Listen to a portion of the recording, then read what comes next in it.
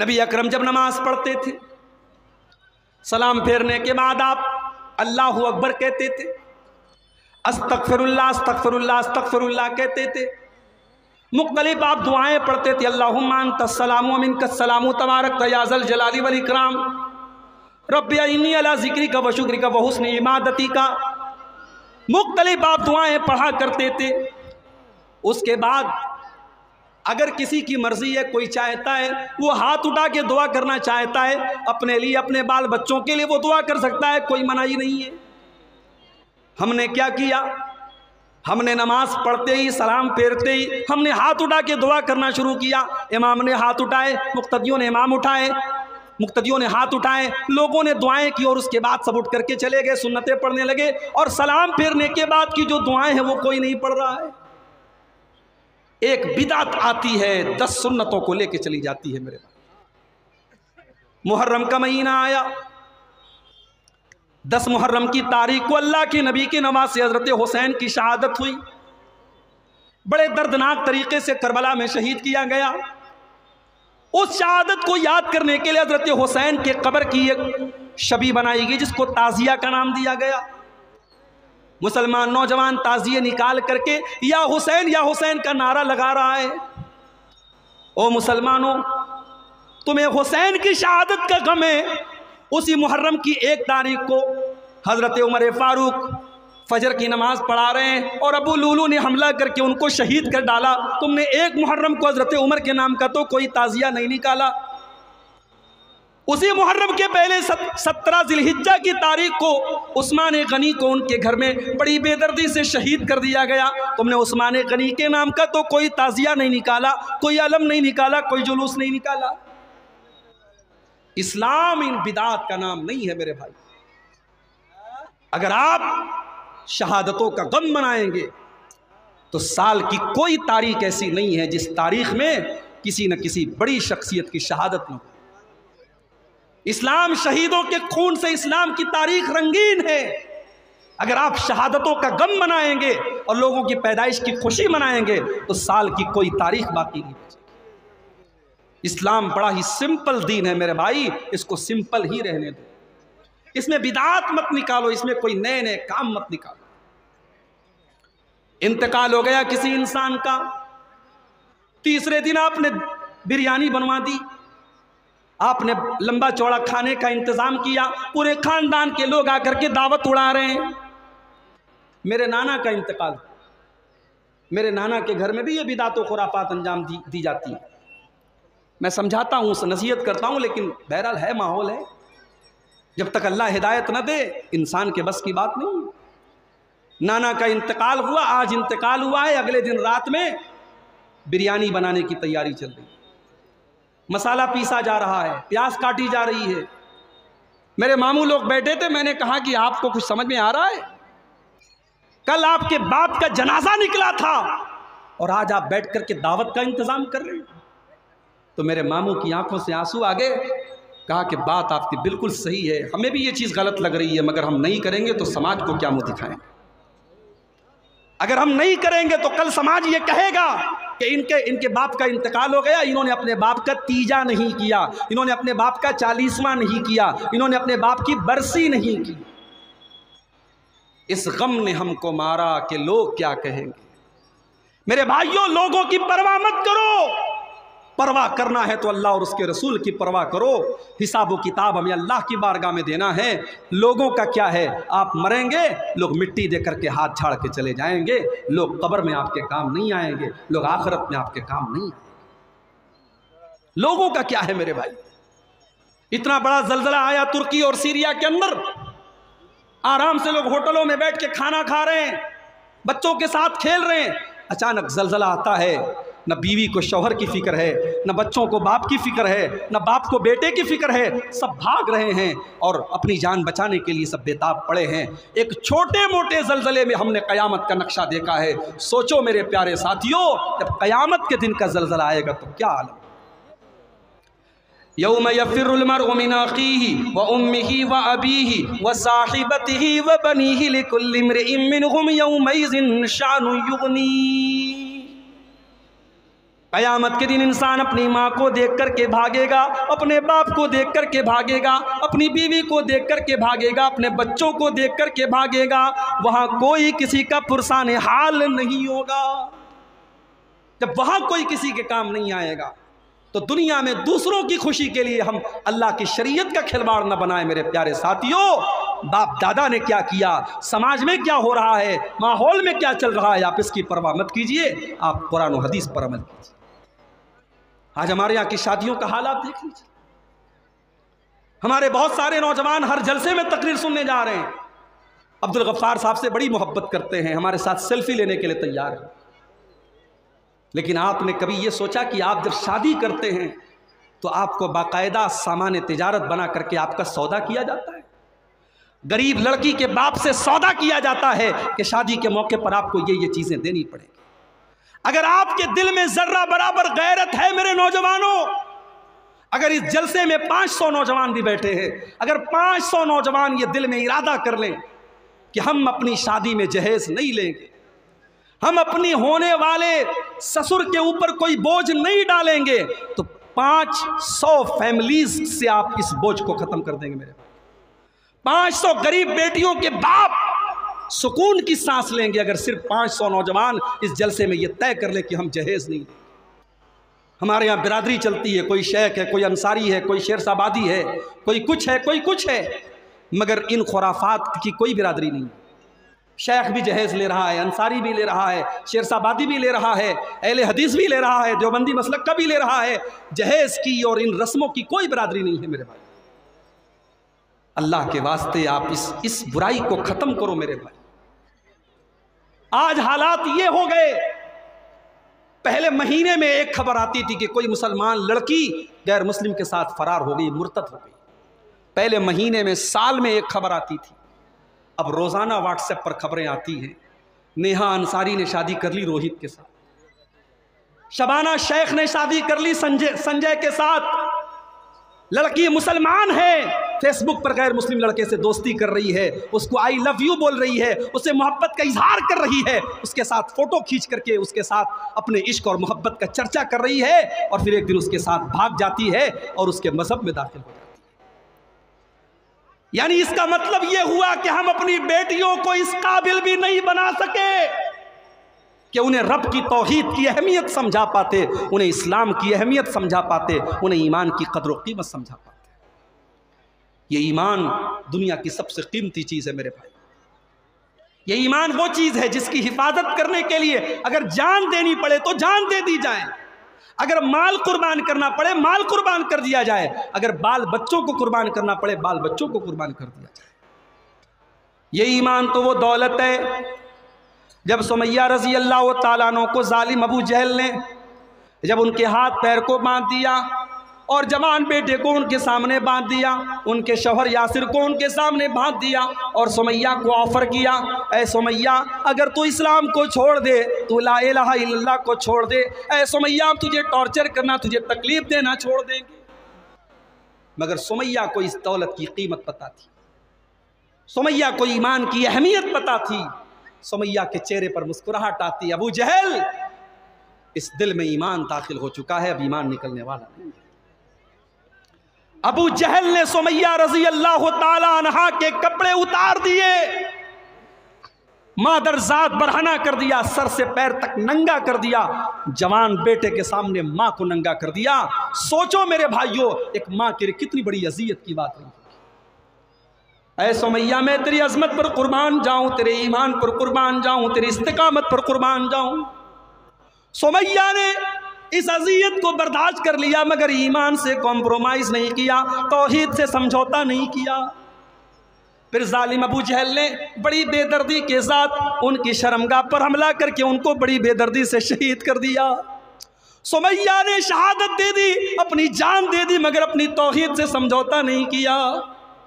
ईमान तो वो चीज़ है मेरे भाइयों, मेरी माओ बहनों, जिसको बचाने के लिए सुमैया शहीद हो गई, और आज आपकी जवान बेटियां इस ईमान का सौदा कर रही हैं और इश्क और मोहब्बत के नाम पर गैरों के साथ इस्लाम को छोड़ करके जा रही हैं। बड़ी प्लानिंग के साथ ये काम हो रहा है और हम और आप जहेज लेके लेने देने में मगन बने हुए हैं। हम और आप अपने फजूल के रस्म व रिवाज में मगन बने हुए हैं। हमने अपनी बेटियों को कॉलेजों में पढ़ाया, यूनिवर्सिटीज़ में पढ़ाया, हमने आला तालीम अपनी बेटियों को दिलाई, मगर अपनी बेटियों को इस काबिल हम नहीं बना सके कि उनको तौहीद की अहमियत बताते, उनको ईमान की कदर व कीमत बताते। दीनी तालीम के नाम पर हमारे यहाँ क्या है, हमने बहुत बड़ा तीर मार लिया। हाफिज जी से कहा, हाफिज जी मेरी बिटिया को कुरान पढ़ा दीजिए। हाफिज जी घर में आए, रट्टू तोते की तरह उन्होंने कुरान का नाजरा हमारी बिटिया को पढ़ा दिया। माफ़ कीजिएगा, नाजरा कुरान पढ़ने का नाम दीनी तालीम नहीं है। नाजरा कुरान पढ़ करके आपकी बेटी को यह नहीं पता चलेगा कि पर्दा किस चीज़ का नाम। आपकी बेटी जब तक कुरान की उस आयत का मतलब नहीं समझेगी जिस आयत में आपकी बेटी को पर्दे का मतलब बताया गया है, और आपकी बेटी से ये कहा गया है, या अय्युहन नबी, या अय्युहन नबी कुल लिअज़वाजिका व बनातिका व निसाइल मोमिनीना युदनीना अलैहिन्ना मिन जलाबिबिहिन्ना।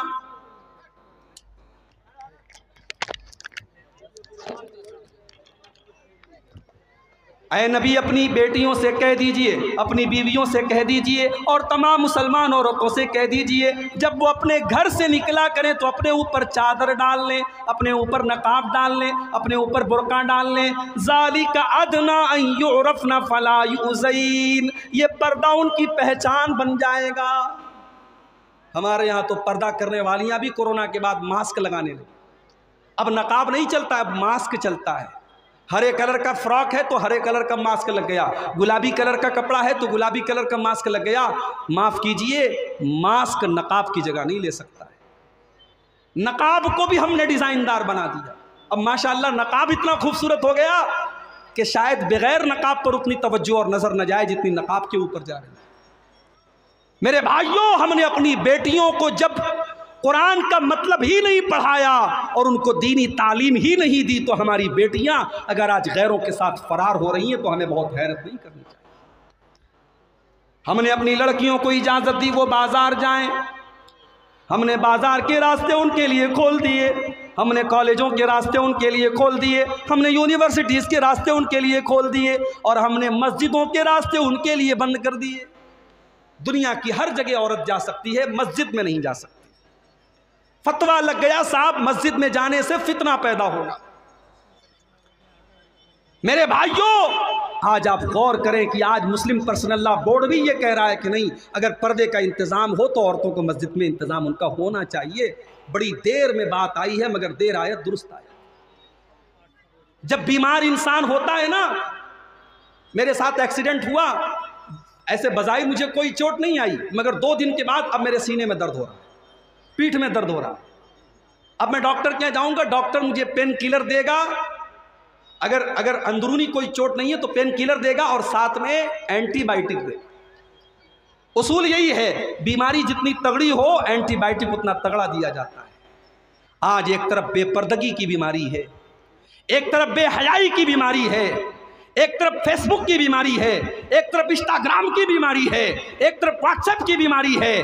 आपकी जवान बेटियों के हाथ में मोबाइल है, रात में 12 बजे वो किससे बात करती हैं आप नज़र नहीं रख सकते मेरे भाई। उनके फेसबुक पर उनसे प्राइवेट में कौन कौन चैटिंग कर रहा है आप नज़र नहीं रख सकते। जब बीमारियां इतनी बढ़ गई हैं तो एंटीबायोटिक का डोज भी उतना ही तगड़ा होना चाहिए। अगर आपने अपनी बेटियों की सही तरबियत नहीं की, मेरी बात लिख के रख लीजिए, आने वाले 10 और 15 सालों के बाद शायद कोई गांव ऐसा नहीं होगा, कोई खानदान ऐसा नहीं होगा जहां की कोई ना कोई लड़की गैर मुस्लिम के साथ फरार होकर के मुर्तद न हुई हो। ये जंगल की आग की तरह ये चीज फैल रही है। अल्लाह ने कुरान में फरमाया, या अय्युहल्लज़ीना आमनू कू अनफुसकुम व अहलीकुम नारा, ऐ ईमान वालो अपने आप को और अपने परिवार को, अपनी फैमिली को, अपने बाल बच्चों को जहन्नम की आग से बचाओ। अपने दिल पर हाथ रख के बताइए, औलाद वालों, आपका बेटा अगर आग में जल रहा हो और आपको पता लग जाए तो क्या आप जलसे में बैठ करके अब्दुल गफ्फार साहब की तकरीर सुनेंगे? आप दौड़ते भागते जाएंगे। आपको मोबाइल पर कॉल आ जाए कि मेरे बेटे का एक्सीडेंट हो गया, आप हॉस्पिटल पहुंचेंगे और अगर ज़रूरत पड़ी तो अपना खून दे करके और अपनी जान दे करके आप अपने बच्चे को बचाएं। इतनी मोहब्बत करते हैं अपनी फैमिली से, अपने परिवार से, अपने बाल बच्चों से। अल्लाह तबारक व तआला उसी मोहब्बत के को अपील करते हुए फरमाता है, या अय्युहल्लज़ीना आमनू कू अनफुसकुम व अहलीकुम नारा। ऐ ईमान वालो, जिस परिवार से, जिस अहलो अयाल से तुम इतनी मोहब्बत करते हो, उसको दुनिया की आग में तुम जलते हुए नहीं देखना चाहते हो। तुम्हारे बाल बच्चे, तुम्हारे बेटे और बेटियां जहन्नम की आग में कैसे जल रहे हैं और तुम कैसे गवारा कर रहे हो। अपने बच्चों को बचाओ जहन्नम की आग से। भाई बचाओ। आप रात में तहज्जुद की नमाज पढ़ रहे हैं,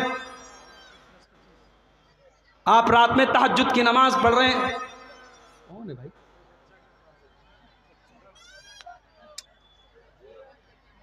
सुकून होना चाहिए प्रोग्राम। एक तो ये शुरू में ये चैनल वाले बिला वजह परेशान करते रहते हैं। आप गौर कीजिए,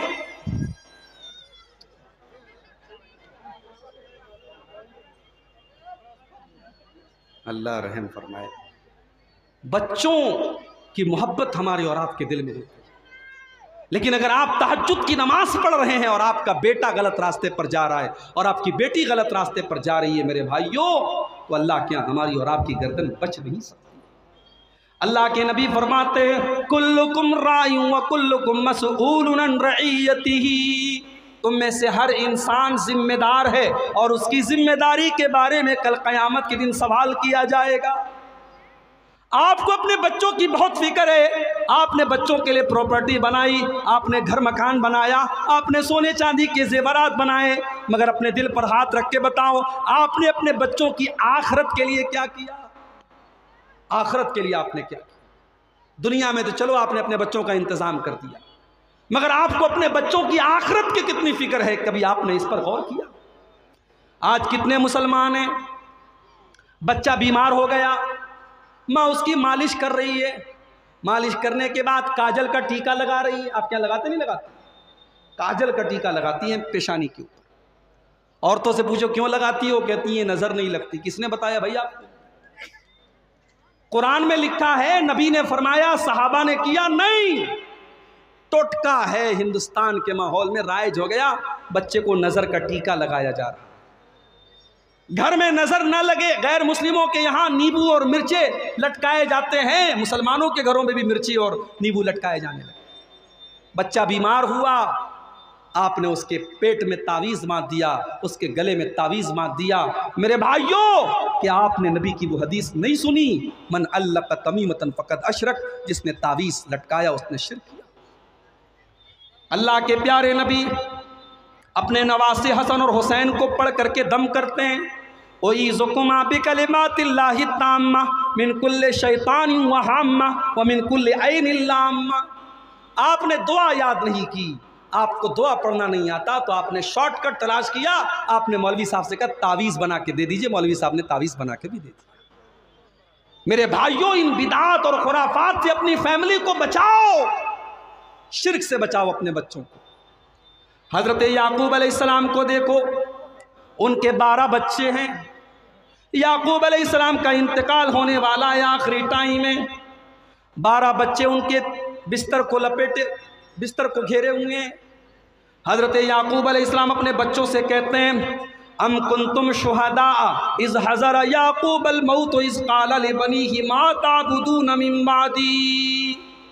हज़रत याकूब अपने बच्चों से कहते हैं, किसकी इबादत करोगे? कालू नाबुदु इलाहका व इलाह आबाइका। बच्चे कहते हैं, अब्बा जान, हम आपके और अपने बाप दादा के माबूद की इबादत करेंगे, हम अल्लाह की इबादत करेंगे। याकूब अलैहिस्सलाम को अपने इंतकाल के टाइम बच्चों की तौहीद की फ़िक्र है। मेरे प्यारे साथियों, अपने बच्चों की अक़ीदे की फ़िक्र कीजिए। और जाते जाते मैं चाहता हूँ कि थोड़ा सा आप, चूँकि मैं मजबूरी की वजह से मुझे पहले नंबर दिया गया है, जलसे वालों को इस बात का भी डर है कि कहीं जो चंदे का एक उम्मीद, प्रोग्राम के ज़रिए उम्मीद है चंदे की, कहीं वो चंदा कम ना हो जाए। मैं बड़े अदब से आपसे गुजारिश करता हूँ, मेरी तकरीर का आखिरी पॉइंट चल रहा है, 5-10 मिनट आप आइए और इस कब्रस्तान के रास्ते के लिए, ज़ाहिर कब्रस्तान हमारी बड़ी बुनियादी ज़रूरत है, ये सदक़े जारिया होगा। अगर आपने 100 रुपया, 1000 रुपया, 10,000 रुपया, जो भी आपकी ताकत है, आपने अगर कब्रिस्तान में ताउन किया तो जब तक ये कब्रिस्तान का रास्ता रहेगा तब तक आपको और जिसकी तरफ से आपने सदका दिया होगा उसको उसका सवाब मिलता रहेगा। मैं आपसे गुजारिश करूंगा कि आप इस कार्य खैर में हिस्सा लेते चले जाएं और ताउन करते चले जाएं। मुझे इस बात का भी हुक्म मिला है कि थोड़ा बहुत आपका ताउन भी जो है मैं कबूल करूं। मेरे भाइयों, आज हमें और आपको इस कार्य खैर में, इस तरीके की चीज़ों में भी अपने आप को और अपने घर वालों को हिस्सा दिलवाना चाहिए। नबी अकरम ने औरतों से फरमाया था, तसद्दक़ना, तुम सदका खैरात किया करो, फ़इन्नी उरीतुकुन्ना अक्सर अहलिन नार, मैंने तुमको जहन्नम की आग में बहुत ज़्यादा जलते हुए देखा है।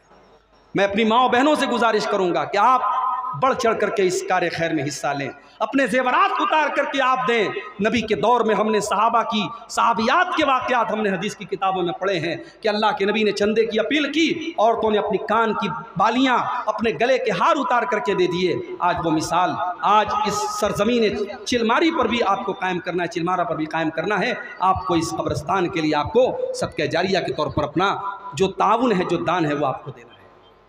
मेरे भाइयों, वक्त बहुत नाजुक है, वक्त बहुत नाजुक है और दीन और ईमान को बर्बाद करने के लिए बहुत सारे फितने इस वक्त जो है सामने आ रहे हैं। हमें और आपको, अपने आप को और अपने घर वालों को इन फितनों से बचाने की ज़रूरत है। और उसके लिए बड़ी ज़रूरी चीज़ ये है कि आप अपने बच्चों को दीन की तालीम दिलाएं। मैं ये नहीं कहता कि आप सारे बच्चों को आलिम बना दीजिए, सारी बच्चियों को आलिमा बना दीजिए,